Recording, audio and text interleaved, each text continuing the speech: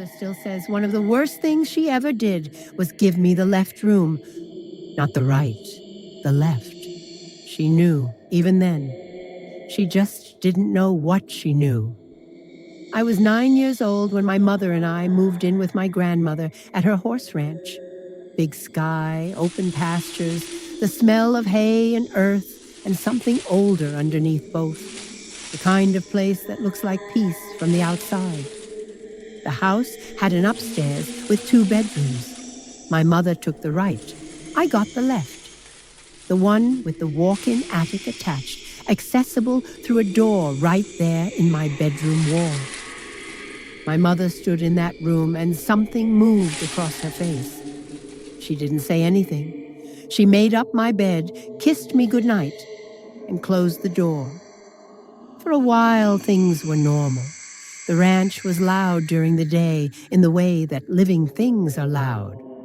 Horses, wind, my grandmother moving through the kitchen, ordinary, good even. But at night, in that room, I started to hear something. It sounded like a baby. Very faint, very far. The kind of sound that makes you wonder if you're already half asleep and dreaming it. I asked my grandmother in the morning. She said someone must have had goats nearby. Goats can sound like children crying. I was 9. I believed her, or I wanted to. Months passed, and the room started doing things. I'd come home from school, and my radio would be on a different station than the one I left it on. Not drifted, changed, a completely different station.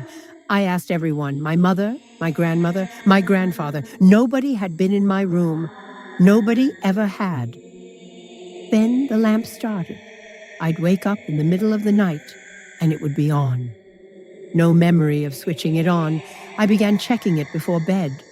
Off, definitely off, and it would still be on when I woke. I started dreading the dark because at least in the dark I knew where I stood. When the light came on by itself, I knew something was standing somewhere I couldn't see. And then there was the attic door. It would open on its own, not violently, not a bang or a slam, just slowly, the way a door opens when someone on the other side is being careful not to wake you. I'd be lying in bed in the dark, watching that door inch open into my room, and I was 9 years old, and I had no language for what I was feeling. My grandfather installed a lock. He did it without making a big thing of it. The way good men handle the things they don't understand, quietly, practically, with their hands. I loved him for that. The lock held, but I never stopped watching the door. One morning, my grandmother was at the kitchen window, looking out at the pastures. She called me over. Out in the field, my grandfather was walking with a bucket of water, and he was talking to no one. Beside him, matching his pace, there was nobody.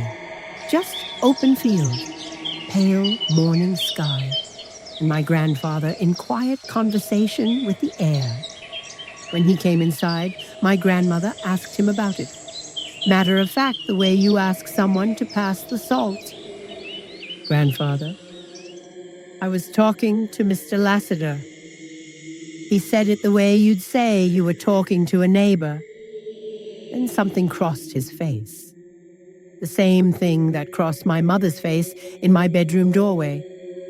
And he laughed and said he didn't know where that came from. Swore there was a man walking with him, clear as anything. Knew it was crazy. Mr. Lasseter? None of us knew that name. Nobody in the family, nobody from the area. My grandfather never said it again, never explained it. I don't think he could. A name that came from nowhere, spoken with the easy familiarity of an old neighbor. The kind of name a place remembers even after everyone who knew it is gone. The mares in heat were kept together in the same pasture. After about a year, they'd paced and circled and gathered under the one tree there enough times that they'd churned the ground bare.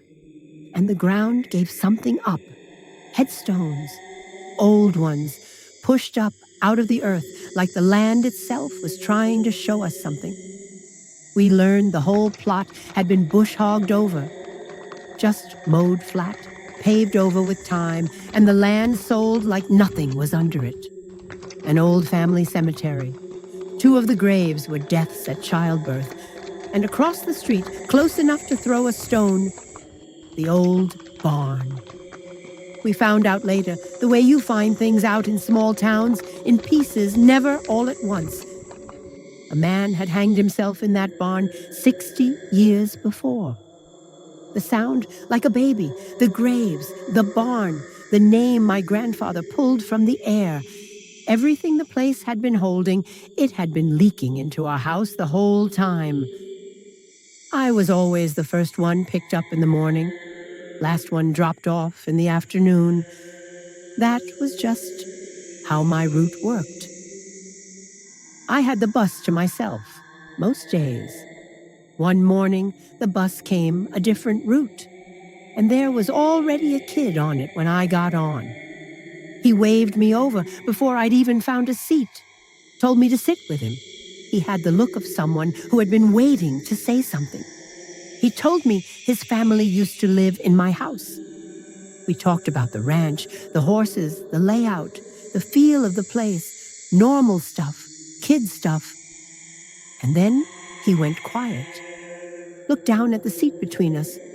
When he looked back up, his expression had changed into something I didn't have a name for then, but do now. It was the expression of someone who already knows the answer to the question they're about to ask. Him. What room do you have? I told him. The upstairs left. The one with the attic. He looked down again, a long moment, then back up at me. Does anything happen in that room? The bus kept moving. Morning light through dirty windows. Other kids laughing somewhere behind us. I have never in my life felt my hair stand up the way it did in that moment. Not before, not since. He knew, he had always known. And somewhere in the back of his eyes, I could see that he was relieved it had happened to me and not to him anymore. I never found out who Mr. Lasseter was. I never found out whose graves those were. Which family, which children, which mother who didn't survive. I never found out what the boy on the bus had experienced in that room. I was too afraid to ask. I think I knew that if he told me, I would never sleep again. My mother still says giving me that room was one of the worst things she ever did. And she doesn't explain it further than that. Some things you just know, even when you can't say why. The lock my grandfather put on that attic door was a good one. Heavy, solid. It was never enough to make me stop watching. Some doors don't stay closed because of what's on the other side. They stay open because whatever is there wants you to know it can. The club is old. You feel it the moment you walk in. There's a bar, and off to the side, a venue space with a stage, connected by a short hallway at the far end. The kind of place that has layers to it, decades pressed into the wood, the smell of spilled beer and old cigarettes, and something underneath that you can't name. I glanced over toward the hallway. At some point, mid-conversation, mid-laugh, and I stopped. There was a woman in the hallway, except she wasn't a woman exactly. She was the lower half of one. From the waist down, outlined in what I can only describe as TV static. Not fog, not shadow, static, like a channel that had gone off air. Detailed enough that I could see her knee-length skirt, her thick-soled shoes, clogs maybe. She shuffled sideways, leaned on one foot, peeked around the corner into the bar, the body language of someone curious, checking in, and then shuffled back into the dark of the empty venue space. She was checking on us, making sure we were all right. I didn't say anything, but later, when the conversation hit a lull, I asked the bartender, casual, just making talk. I said, "A place this old, this much history, do you think it's haunted?" He didn't even hesitate. "Yeah," he said. "There's a ghost of a young woman. She used to clean here. She just never stopped coming to work." I put my glass down. The whiskey probably helped, but I slipped away from the group and stepped just inside the hallway. It was dark. The venue space behind me was empty, chairs stacked, stage bare. I stood there for a moment in the quiet, and I just talked to her, softly, the way you'd speak to someone you didn't want to startle. I said thank you. I told her that what she'd shown me was special, that I appreciated it, and that we'd be out of her hair soon, and she could have some quiet. I meant it, every word. Nothing happened. No cold gust, no flicker, no response. Just the dark and the distant sound of my friends laughing at the bar. I went back and rejoined them, and we left maybe 20 minutes later. I walked home thinking, that was remarkable, strange, and old, and sad, and remarkable. I had no idea she'd decided to come with me. I woke up the next morning late and a little hungover, made coffee, got on with it. Nothing unusual. And then, around midday, it hit me. There's no other word for it. It was grief. A grief that wasn't mine. Too large, too sourceless, too sudden. An overwhelming, crushing loneliness. The kind that doesn't come from being alone in a room, but from being alone in time. Like something had been waiting in the same place for decades and couldn't remember why anymore. I started crying and couldn't stop. Just sat there in my kitchen and cried until I didn't have anything left. I called friends just to hear voices, just to be reminded that time was moving forward. It passed. I chalked it up to being overtired and a little raw from the night before. Drank some water, went about my day.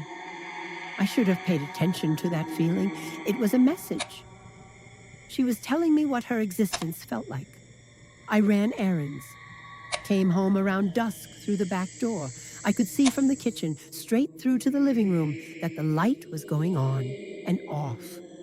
Old apartment, sketchy electrical. My first thought was a wiring issue. I went straight in to check it. I stopped in the doorway. The light wasn't flickering, it was clicking. The switch, a standard wall switch, the flat kind that flips up and down, was flipping itself. Up, pause, down, pause, up. A slow, deliberate rhythm, like someone working through a thought. I ran, out the back door, into my car, sat there with my hands on the wheel and tried to figure out what a rational person was supposed to do with what I had just seen. I called my friends. When they picked up, I didn't even know where to start. I finally told them, vaguely, barely coherent, that I thought someone might have been in my apartment. They came. We went through the whole place, every room, every closet. Nothing, no one. They went home to finish their dinner. I stayed up until 5 in the morning. By 5 a.m., I knew I wasn't going to sleep until I did something. So I stood in the living room, the room with the switch, the room with my massive fashion mood board covering the nearest wall, hundreds of magazine pages and fabric swatches and sketches I'd spent months curating. And I said it out loud. And I said, I know you're lonely, but you can't stay here. I'm sorry. You need to leave, please. Something flew past me. That's the only way I can describe it. Diaphanous, black, weightless, impossibly fast, like a piece of black silk thrown into the air and snatched back in the same motion. There and gone. I felt the wind of it on my skin, cold and purposeful, moving from where I stood toward the open window in the next room, and every single page of my mood board fluttered, all of them at once, in the direction of the window, like saying goodbye. I've never been back to the Continental Club, not out of fear. I don't go out much anymore, but I think about her. I wonder if she made it home, wherever home is for someone like that. I wonder if she found quiet. Or I wonder, and this is the part I keep turning over, whether it was her at all, whether something else saw an open door in a kind gesture and walked through it. Something that knew exactly which feelings to push to make me cry. Something that knew how to ask to stay. She just never stopped coming to work. I hope that's all it was. I hope. They say the water remembers everything, every stone it has worn smooth, every creature it has swallowed, every soul it has taken down to the dark. I was 7 years old the first time the river tried to take mine. I have never told anyone the full story until now. My name is Wei. I grew up in China, in a family where the rivers were as familiar as the streets. From the time I could walk, I was drawn to water, ponds, streams, gutters after the rain. My mother used to say I was born with gills instead of lungs. When I was 7, she took me back to my grandmother's house for a visit. A warm afternoon.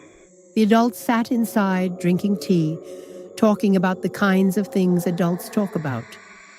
Money, relatives, the slow creep of age. I was bored. I always was. My grandmother's house had a basement. And that basement, this is the part that mattered, connected to a branch of the local river. A narrow channel, quiet and dark, where the water ran shallow along a muddy bank. I wasn't supposed to go down there alone. I went anyway. I took my little fishing rod. I sat on the bank in the cool shadow of the basement wall, dangling my line in water that barely covered the silt beneath it. And I waited, the way only children and the very patient can wait. That is when I saw it. The biggest carp I had ever seen in my life. It came from the direction of the main river, slowly, impossibly slowly, gliding along the shallows toward me. The water was barely deep enough to hold its body, but there it was, orange, entirely, brilliantly orange, the color of fire, the color of something that had no business being real. It was about the size of my thigh, thick, muscular, ancient-looking. Its scales caught what little light came through the basement ceiling and threw it back like shattered mirrors. It wasn't afraid of me. That was the first thing that felt wrong. Every fish I had ever encountered fled at the first hint of a human shadow. This one looked at me. It swam right past my feet, close enough to touch, moving downstream with the lazy confidence of something that owned this water. I froze. My mind raced. How do I catch it? If I scared it now, it was gone. And then it turned around. It came back, swimming upstream now, back toward me. I grabbed the only thing I had, a small net basin, the kind my grandmother used to wash vegetables. I crouched. I moved to the bank, slowly, carefully. The fish swam in front of me, and then it turned again, toward the deeper water, and I followed it. The water was cold, colder than it should have been for a summer afternoon. But I didn't care. The fish was right there, 3 centimeters ahead of my outstretched hand. Always 3 centimeters. Never fleeing, never rushing, just staying just out of reach. Knee deep, then waist deep. The current was stronger than I expected. The bank was further behind me than it should have been. But I kept going because the fish kept leading, and some part of my 7-year-old brain had stopped making decisions. Something else was making them for me. That's the part I've never been able to explain to anyone. I wasn't excited anymore. I wasn't thinking about catching the fish. I wasn't thinking about anything. I was just following, like a dreamer who doesn't know they're asleep. And then a voice inside my head. Not a sound I heard with my ears, a sound I heard with whatever part of me was still me. Clear as a bell, urgent, final. I ran. I don't remember deciding to run. One moment I was waist deep in a river in the dark, and the next I was scrambling up the bank, my wet clothes dragging at me, gasping like I had been held underwater. I turned around. The fish was gone. The river was empty. The water was still, like glass, like nothing had ever moved through it at all. I sat on the bank shaking for a long time. I never told my mother. I never told my grandmother. I climbed back upstairs and sat quietly while the adults finished their tea. And I told no one. I am 29 years old now, and every single time I think about that afternoon, I feel it, a cold hand around something deep in my chest. A feeling I can only describe as, I almost didn't come back. Years later, I started researching. What I found was not comforting. Across China and across Southeast Asia, Japan, Korea, there are documented folklore accounts of spirit fish, entities that take the shape of large, beautiful carp, orange, always orange. They are said to be the transformed souls of the drowned, searching the shallows for someone to take their place so they can finally rest. They don't chase you. They don't frighten you. They let you follow them of your own free will into the deep. I have no proof of what that fish was. I have no explanation for the voice. I don't know whose voice it was, whether it was my own survival instinct or something else, something watching from a place I can't see. But I know this. I was waist deep in a river, alone in a semi-enclosed basement at 7 years old. And I was going deeper, and something told me to stop. If you have ever seen an orange carp in shallow water, if it wasn't afraid of you, if it moved just slow enough to keep you following, don't follow it.